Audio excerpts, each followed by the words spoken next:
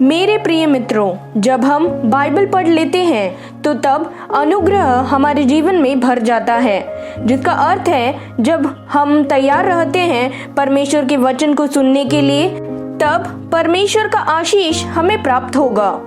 परमेश्वर हमें ये बताते हैं प्रकाशित वाक्य अध्याय 1 वाक्य 3 में। इसमें लिखा है, धन्य है वह जो यह भविष्यवाणी पढ़कर सुनाता है, और धन्य है वे जो इसके शब्द सुनते हैं और इसमें लिखी हुई बातों का ध्यान रखते हैं। हमें समझना चाहिए कि बाइबल ही दुनिया की अनोखी किताब है।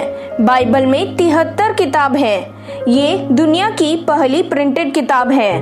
बाइबल कई भाषाओं में ट्रांसलेट किया गया। बाइबल लोगों ने पढ़ा और आज भी लोग बाइबल पढ़ रहे हैं। बाइबल की विशेषता है कि 60 से अधिक लोग ने ये लिखा दुनिया के विभिन्न जगहों में से, और यह पूरा हुआ लगभग 1500 वर्ष में।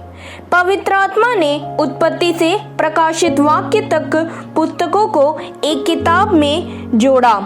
इतिहास में कोई ऐसी किताब नहीं जो इस किताब की तरह लिखा हो। जब हम उत्पत्ति से प्रकाशित वाक्य तक पढ़ते हैं तो हम देखते हैं जो उत्पत्ति में कहा उसका जवाब प्रकाशित वाक्य में है। जब हम कोई साधारण किताब पढ़ते हैं तो तब हम बस कुछ विचारों में रह जाते हैं, लेकिन हमें समझना चाहिए जब हम बाइबल पढ़ेंगे तब हम पढ़ते हैं, वे मर गए और तीसरे दिन मृतकों में से जी उठे, स्वर्ग गए, सर्वशक्तिमान पिता परमेश्वर के दाहिने विराजमान हैं, वे फिर से आएंगे और वे हैं प्रभु यीशु मसीह।